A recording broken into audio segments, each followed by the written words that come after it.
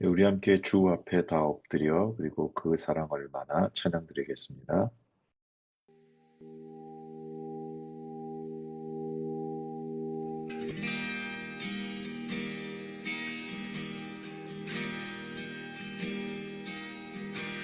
주 앞에 다 엎드려 면류관 드리네. 사랑과 자비하심 크신 주 예수님께 외치세.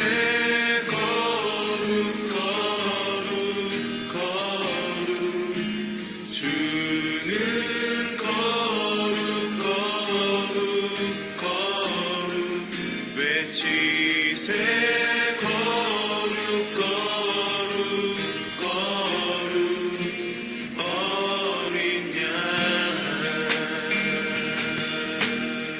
주 앞에 다 엎드려 주 앞에 다 엎드려 면류관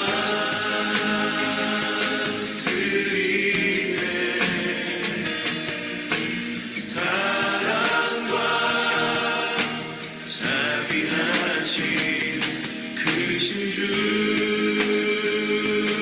예수님께 외치세.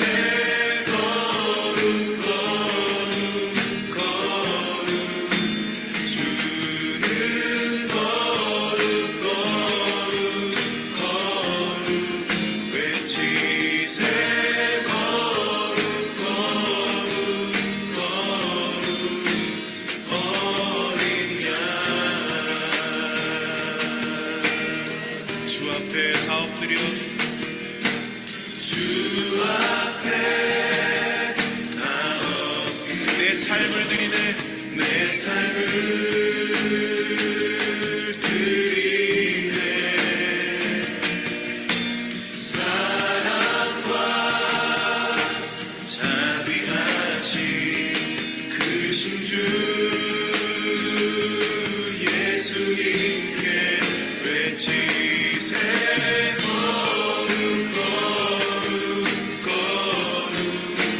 주는 거룩 외치세. 거룩 어린 양. 한 번 더 고백합니다. 주 앞에 다 엎드려 주 앞에 다 엎드려 면류관 드리네. 사랑과 자비하심 크신 주 예수님께 외치세.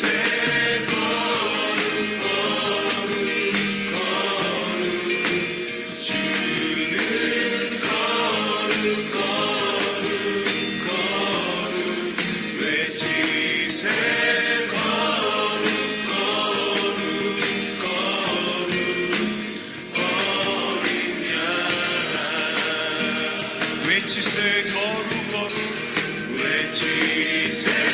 거룩 주는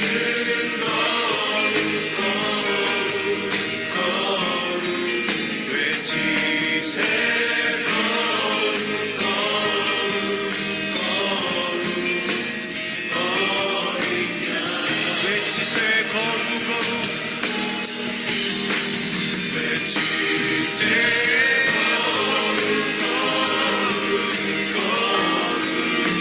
주는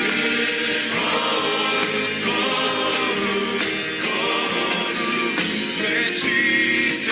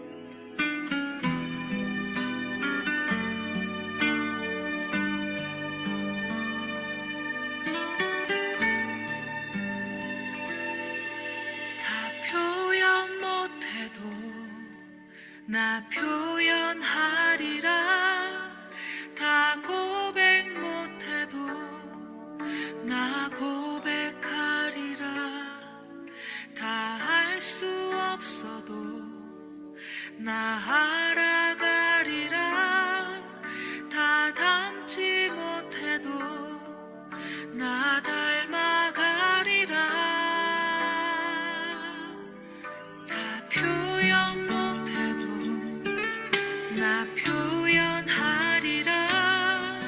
다 고백 못해도 나 고백하리라. 다 알 수 없어도 나 알아가리라. 다 닮지 못해도 나 닮아가리라. 그 사랑 얼마나 아름다운지, 그 사랑 얼마나 날 부욕해 하는지, 그 사랑 얼마나 크고 놀라운지를, 그 사랑 얼마나 나를 감격하게 하는지.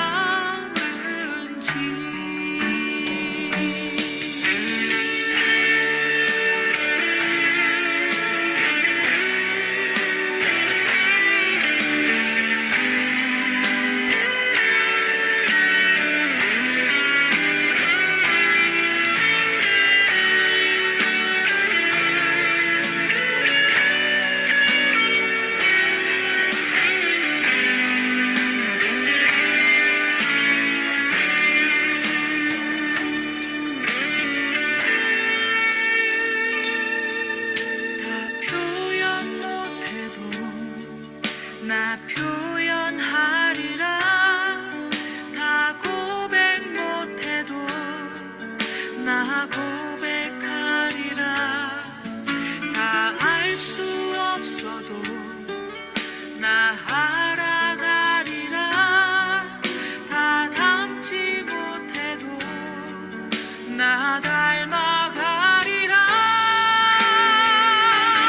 그 사랑 얼마나 아름다운지, 그 사랑 얼마나 날 부욕해 하는지, 그 사랑 얼마나 크고 놀라운지를, 그 사랑 얼마나 나를 감격하게 하는지, 그 사랑 얼마나 아름다운지, 그 사랑 얼마나 날 부욕해 하는지, 그 사랑 얼마나 크고 놀라운지를, 그 사랑 얼마나 나를 감격하게 하는지, 그 사랑 얼마나 크고 놀라운지를, 그 사랑 얼마나 나를 감격하게 하는지.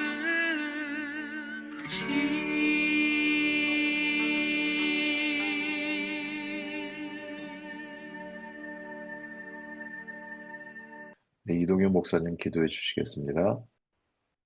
사랑의 하나님 아버지, 이 시간 예배를 통하여 함께 해주시니 감사드립니다. 그 하나님 아버지께 찬송과 영광을 올려드립니다. 아버지 하나님, 우리가 살아가면서 겪는 모든 일들이 우리 하나님 아버지께서 우리의 삶 가운데 허락하여 주신 일들임을 늘 기억하며 이로 인하여서 감사하게 하여 주시옵소서. 아버지 하나님, 저희가 삶 가운데 기쁜 일도 슬픈 일도 때로는 납득하지 못하는 일도 겪게 되지만, 이러한 모든 일들이 우리 하나님의 아버지의 이 섭리 아래서 이루어지는 그러한 일들임을 믿음으로 고백하는 저희들 될 수 있도록 인도하여 주시옵소서. 아버지 하나님, 특별히 이 시간 저희가 사랑하는 모든 사람들의 건강함을 위하여 기도합니다.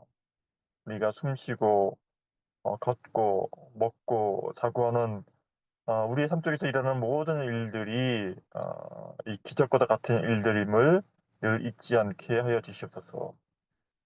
아버지 하나님, 그러한 가운데 온전히 합하여 선을 이루실, 우리의 삶 가운데 온전히 합하여 선을 이루실 우리 하나님을 우리가 찬송하며 그 하나님을 우리의 삶 가운데서 늘 경험하게 하여 주시옵소서. 이런 아버지 하나님의 은혜에 대한 깨달음으로 저희 좋은 친구 교회에 속한 우리 공동체가 더욱더 하나님을 사랑하고 이웃을 사랑하는 그러한 모임으로서 성장할 수 있도록 인도하여 주시옵소서. 아버지 하나님, 이 시간 말씀을 전하여 주실 우리 이인현 목사님과 또한 말씀을 경청하는 우리 모두가 이 한마음으로 하나님의 뜻을 깨닫게 되는 그런 시간 되기를 소망하며 이 모든 말씀 귀하신 예수님 이름으로 기도합니다. 아멘. 네, 오늘 함께 읽을 말씀은 데살로니가 전서 3장 6절부터 9절까지 말씀입니다. 우리 함께 읽어보도록 하겠습니다. 지금은 디모데가 너희에게로부터 와서 너희 믿음과 사랑의 기쁜 소식을 우리에게 겨천하고 또 너희가 항상 우리를 잘 생각하여 우리가 너희를 간절히 보고자 함과 같이 너희도 우리를 간절히 보고자 한다 하니 이러므로 형제들아 우리가 모든 궁핍과 환난 가운데서 너희 믿음으로 말미암아 너희에게 위로를 받았노라. 그러므로 너희가 주 안에 굳게 선즉 우리가 이제는 살리라. 우리가 우리 하나님 앞에서 너희로 말미암아 모든 기쁨으로 기뻐하니 너희를 위하여 능히 어떠한 감사로 하나님께 보답할까. 아멘.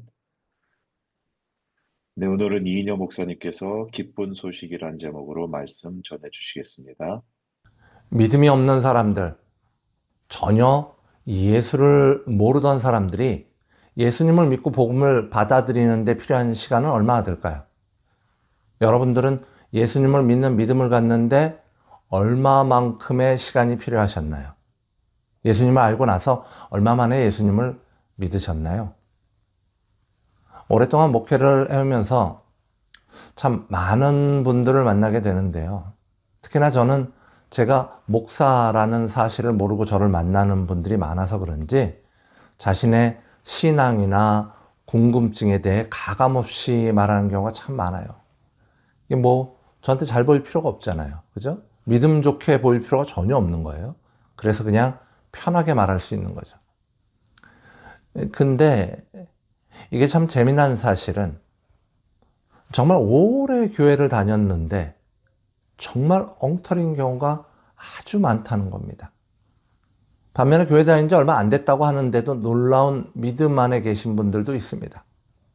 그래서 제가 얻은 결론은 믿음은 차곡차곡 쌓여서 생기는 게 아니구나.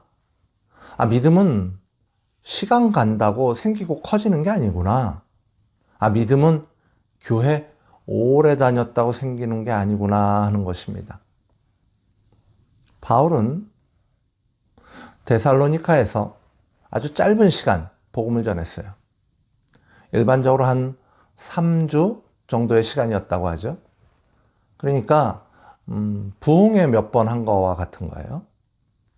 그래서 뭘 체계적으로 사람들 한 명씩 붙잡아 앉혀놓고 성경 공부하고 무슨 금식 기도하고 무슨 프로그램 돌리고 1기, 2기, 3기, 4기 이렇게 나눠서 교육과정 거치고 뭐 그런 게 전혀 아니라는 말씀입니다.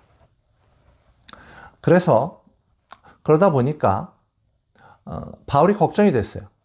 짧아도 너무 짧으니까 말하자면 쌀을 씻어서 밥을 안 쳤는데 이게 불이 붙은 건지 만 건지를 잘 모르겠던 거죠. 무슨 일을 너무 급하게 짧게 하면 일의 앞뒤를 분간할 수가 없어서 이게 뭔 일이 일어난 건지 잘 모르잖아요.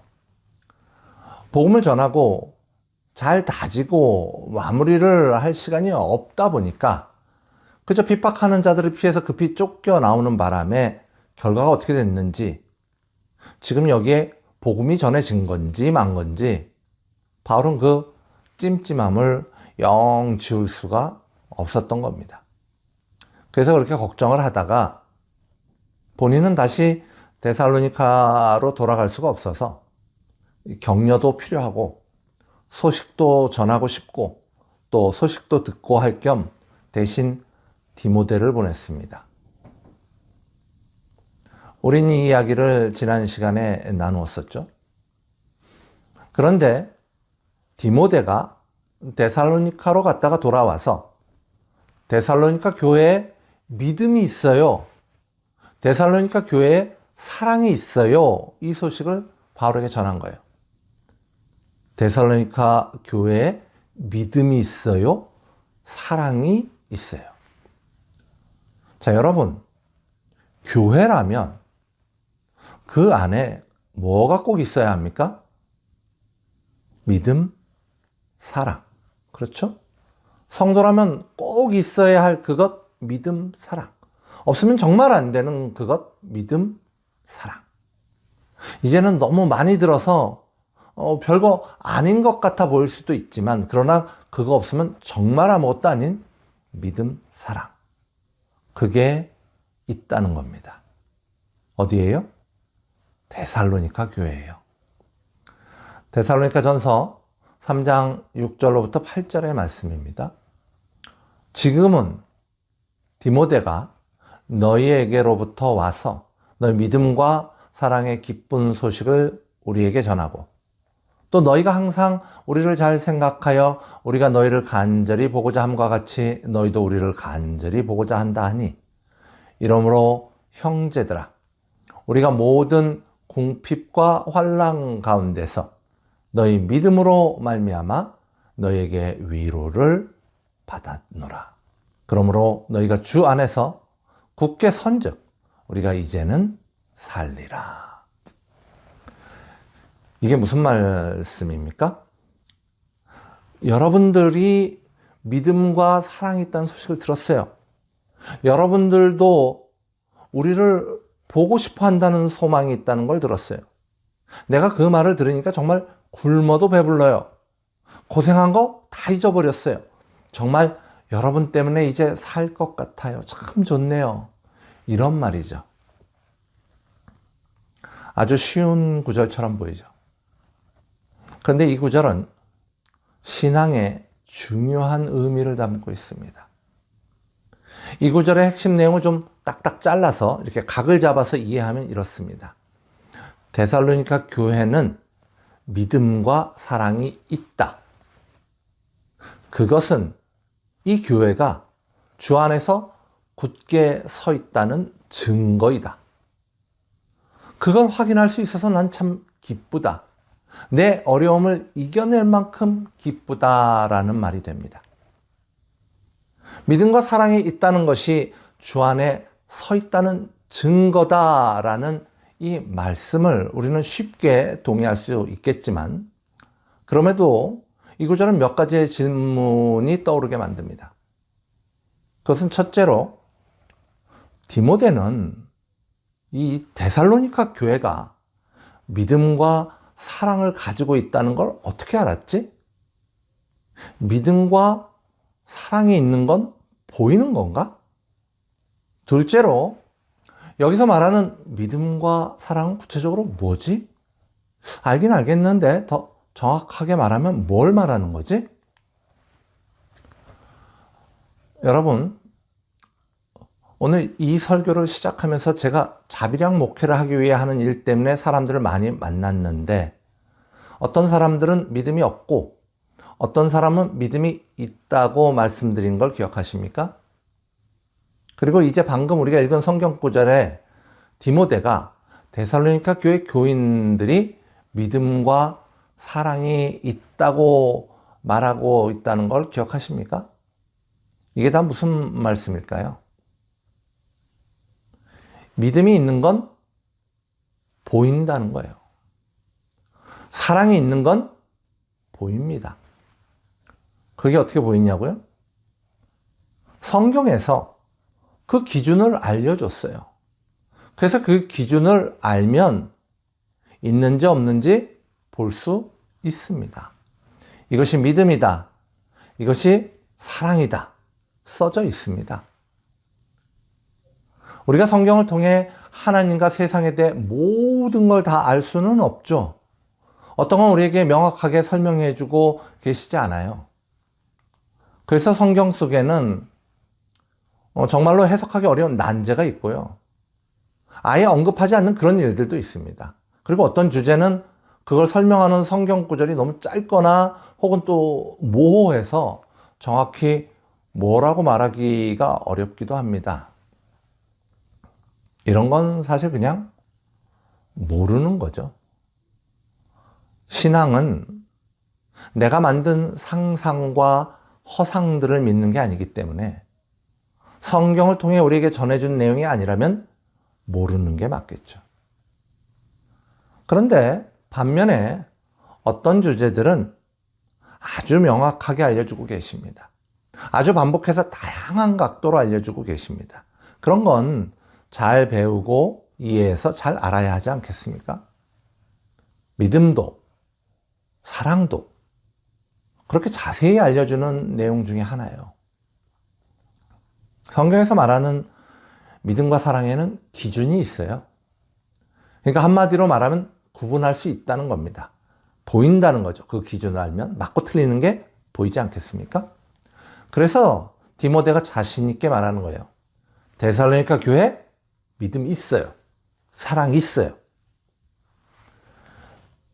저희 교회는 여러 목사님들이 계셔서 믿음에 대해, 사랑에 대해 여러 가지 각도로 설교가 전달될 수 있을 것 같은데요. 우리가 이러한 믿음에 대한 또 사랑에 대한 내용을 잘 듣고 배우면 성경에서 말하는 믿음과 사랑에 대해 좀 더 윤택하게 그렇게 이해할 수 있을 거라는 기대를 갖습니다. 오늘 저는 그 다양한 내용 중에서 믿음장, 사랑장이라고 불리는 그것에 대해 말하려고 하는데요. 우리가 성경에서 믿음장이라고 불리는 성경 구절은 어디입니까? 히브리서 11장이죠. 히브리서 11장을 우리는 보통 믿음장 이렇게 불러요. 그렇다면 사랑장이라고 불리는 것은 어딜까요? 그렇죠? 고린도전서 13장을 보통 사랑장이라고 부르죠. 지금 말씀드린 바로 이 장들만이 믿음과 사랑의 전부를 말하고 있는 건 아니겠지만 그래도 이 장들이 집중적으로 믿음과 사랑을 설명해 놓았다. 그렇게 보는 거죠. 그래서 믿음장, 사랑장 이렇게 부르는 거죠.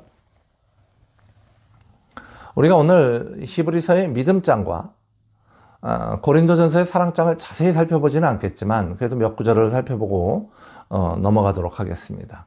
먼저 히브리서 11장 1절의 말씀이죠. 믿음은 바라는 것들의 실상이요 보이지 않는 것들의 증거니. 자, 이 구절에 대한 해석을 여러분 여러 번 들어보셨을 텐데요.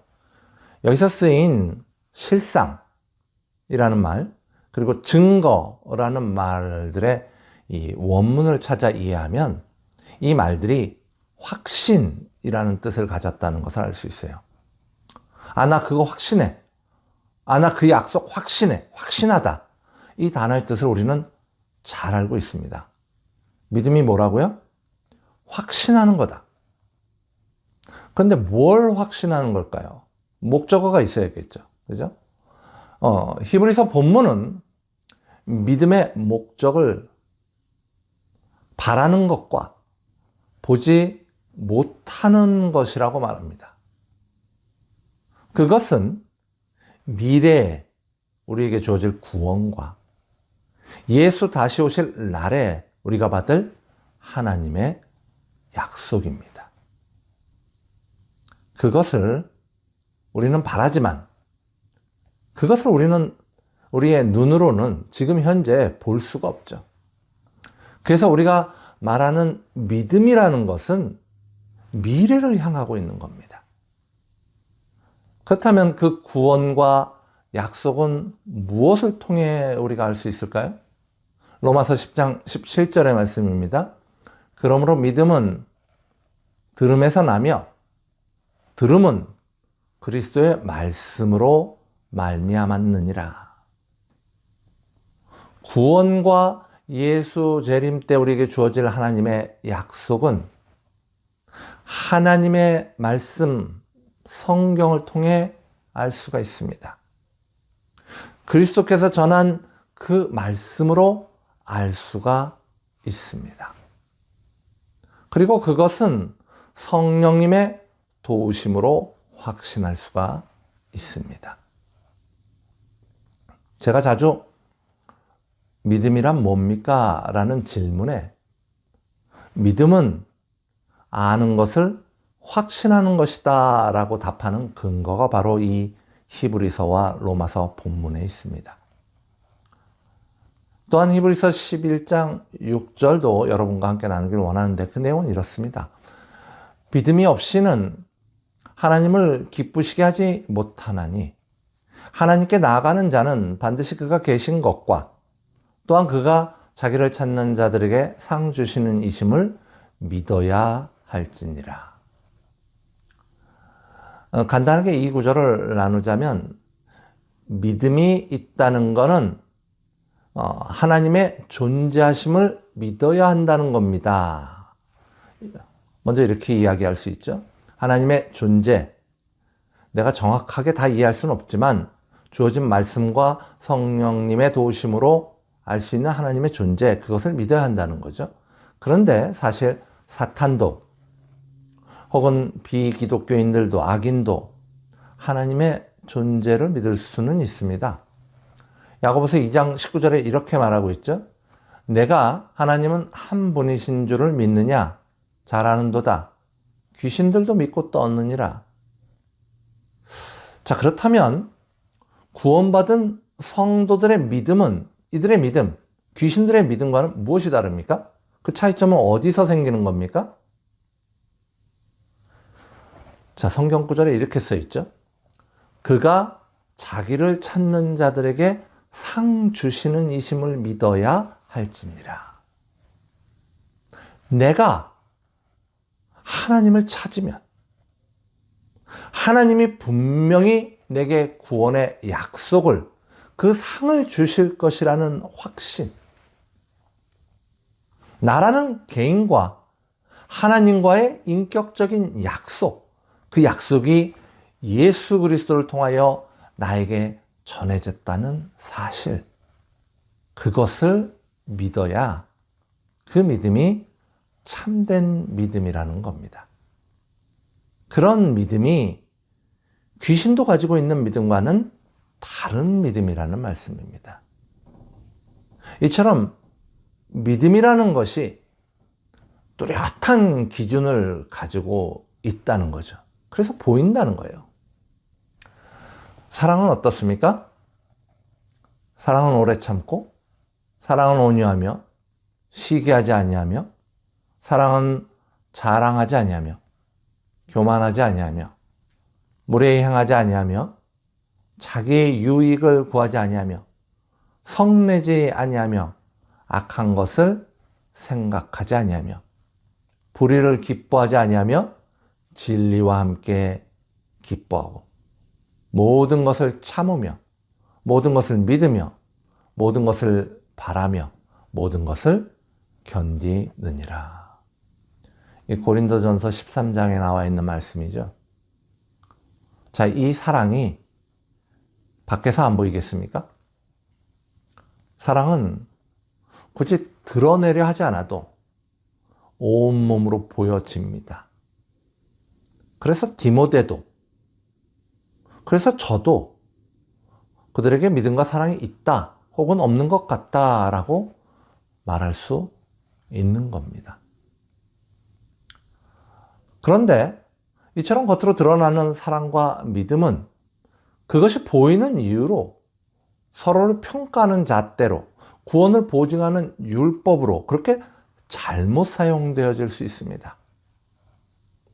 당신 믿음 없어. 당신 사랑 없어. 그러니까 당신 천국 가긴 틀렸어. 자, 이렇게 말하고 나서면 망하는 겁니다. 그렇게 쓰라고 알려주신 게 아닙니다. 비판하고 심판하는 것은 성도의 몫이 아닙니다. 지혜롭게 구별하고 선명하게 옳고 그름을 인식하는 것이 우리에게 필요하지만 그 힘으로 누군가를 정죄하는 일, 그 힘으로 누군가를 비판하는 일은 우리가 할 일이 아닙니다. 우리는 그저 하나님이 알려주신 진리에 따라 맞는 건 맞다, 틀린 건 틀렸다라고 하면 되는 거예요. 자, 그런데 바울은 데살로니가 교회에 믿음과 사랑이 있음을 보고 그것을 어떻게 사용했을까요?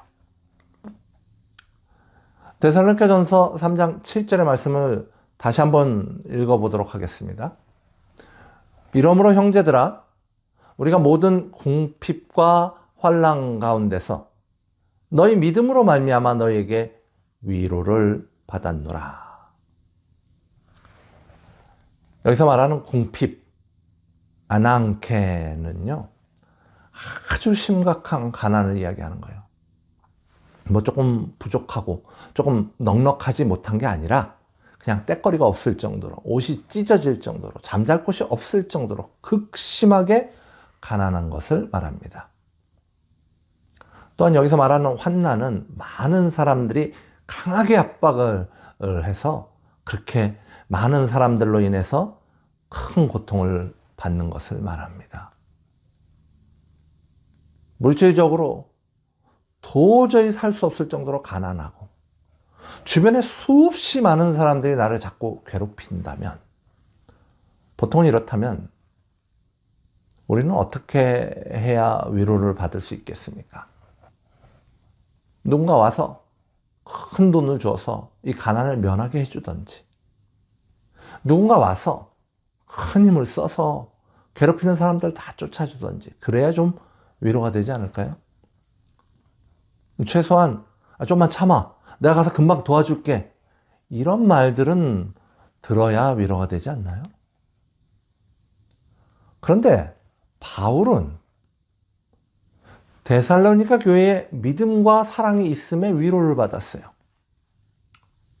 그렇게 급하게 전한 복음이 전파되었다는 사실, 그것은 하나님이 역사하고 계신다는 사실을 보여주는 놀라운 일이었습니다. 나의 부족함을 넘어 하나님이 구원의 놀라운 계획을 이루어가고 있으시다는 사실, 그것으로 바울은 위로를 받은 거예요. 살아서 역사하시는 하나님을 보며 위로를 받는 겁니다. 그래서 누군가가 믿음과 사랑이 있고 없음을 볼 때 온전한 성도의 바른 태도는 누군가를 비판하고 정죄하는 도구로 쓰는 것이 아니라 그 안에 역사하시는 하나님의 섭리를 보면서 고단한 삶에 위로를 얻는 것입니다. 힘을 내는 거예요. 내가 이제 살 것 같다. 야, 하나님이 역사하시는 것을 보니까, 복음이 전파되는 것을 보니까 이 가난의 고통, 일상의 어려움, 관계의 압박, 내가 다 이겨내고 살아계신 하나님을 바라보며 이 힘듦을 넘어서서 참 살 것 같아, 이 고백이 나오는 겁니다. 데살로니가전서 3장 8절의 말씀입니다. 그러므로 너희가 주 안에 굳게 선즉 우리가 이제는 살리라. 자, 오늘 설교의 마지막 절로 데살로니가전서 3장 9절의 말씀을 함께 살펴보도록 하겠습니다. 우리가 우리 하나님 앞에서 너희를 말미암아 모든 기쁨으로 기뻐하니 너희를 위하여 능히 어떤 감사로 하나님께 보답할까? 얼마 전 예배 후 친교 시간에 우리 이동현 목사님이 나눔 주제로 은혜 받은 존재로 이렇게 신자가 된 우리는 어떻게 살아가야 하는가라는 취지의 질문을 주신 적이 있습니다. 이 질문에 대해 제가 코람데오라는 답변을 드렸었죠. 성경 본문에 우리가 우리 하나님 앞에서, 여기서 나오는 하나님 앞에서라는 말의 원문은 사실 헬라어로 써 있지만 하나님 앞에서라는 말을 우리는 라틴어로 코람데오라고 하는데 많이 들어보셨을 줄로 압니다. 이게 신전의식을 말하는 거죠. 순간순간마다 하나님의 살아계심과 그 하나님이 나를 보고 계신다는 의식, 그것은 바울이 갖고 있던 마음이고요. 그것은 성도인 우리가 갖고 있는 마음입니다. 이 의식이 성도의 삶을 끌고 나갑니다. 예수님이 십자가를 지시고 그의 피로 우리의 죄를 씻기심으로 성막은 갈라지고 우리는 예수 보혈 피를 힘입어서 하나님 앞에 당당히 섭니다. 그리고 코람데오, 하나님 앞에서 가려져 있는, 숨겨져 있는 그런 삶이 아니라, 죄에 갇혀 하나님과 단절된 그런 삶이 아니라 하나님 앞에 선, 하나님과 동행하는 그런 삶을 살게 되는 것입니다. 이것이 코람데오이죠. 그러기에 성도의 삶 속에서의 참된 기쁨은 세상이 주는 기쁨이 아니라 하나님의 일이, 구원의 역사가, 복음의 전파가 이루어지는 것을 보는 것, 그것이 우리의 기쁨이 되는 것이에요. 나를 넘어서 남이 구원을 얻는 것을 보고 기뻐하는 마음 안에는 하나님의 사랑이 녹아 있습니다. 그 사랑 때문에요, 남 잘 되는 것 보고, 남이 구원받는 것 보고 기쁠 수가 있는 거예요. 바울은 이제 하나님 앞에서 그 기쁨을 누리고 있는 것입니다. 사랑이 녹아 있는 기쁨. 그 기쁨이 너무 커서, 그 기쁨이 너무 좋아서, 그 기쁨이 너무 충만해서 어떠한 감사로 하나님께 보답할까, 그 말이 터져 나오는 겁니다. 좋은 친구교회 성도 여러분, 유튜브로 말씀을 나누는 모든 성도 여러분, 무엇이 여러분의 삶의 기쁜 소식이 되겠습니까? 하나님의 일이 이루어졌다는 소식, 세상 어느 곳에 복음이 전해졌다는 소식, 누군가가 구원을 얻었다는 소식, 어떤 교회가 믿음과 사랑으로 굳게 섰다는 소식, 그것이 하나님 앞에 선 우리들의, 믿음을 이해하는 성도들의, 사랑을 가진 성도들의 참된 기쁜 소식인 것입니다. 그 기쁜 소식을 구하는 우리들 되기를 간절히 소망합니다.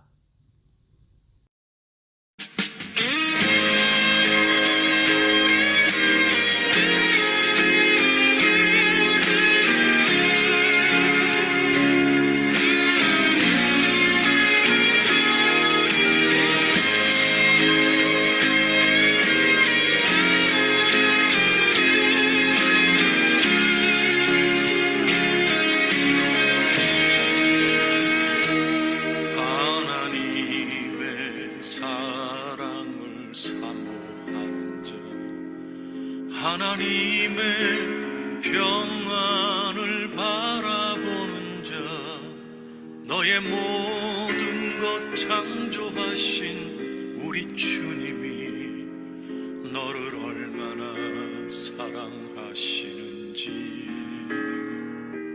하나님께 찬양과 경배하는 자, 하나님의 선하심을 닮아가는 자, 너의 모든 것 창조하신 우리 주님이 너를 자녀 삼으셨네. 하나님 사랑의 눈으로 너를 어느 때나 바라보시고, 하나님 인자한 귀로서 언제나 너에게 기울이시니, 어두움에 밝은 빛을 비추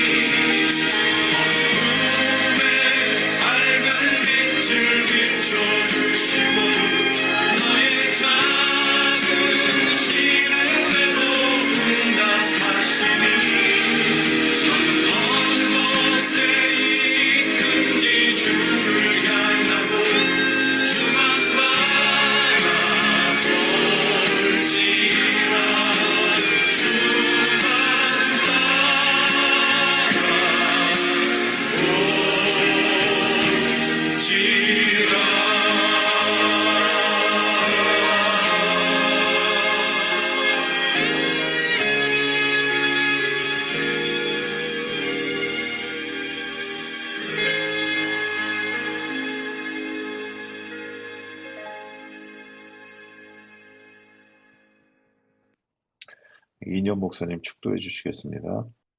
이제는 우리 주 예수 그리스도의 은혜와 하나님 아버지의 놀라운 사랑하심과 성령님의 감화감동 교통하심이 주의 자녀된 모든 성도들의 머리 위에 지금으로부터 영원토록 함께 하시기를 간절히 축원하옵나이다. 아멘.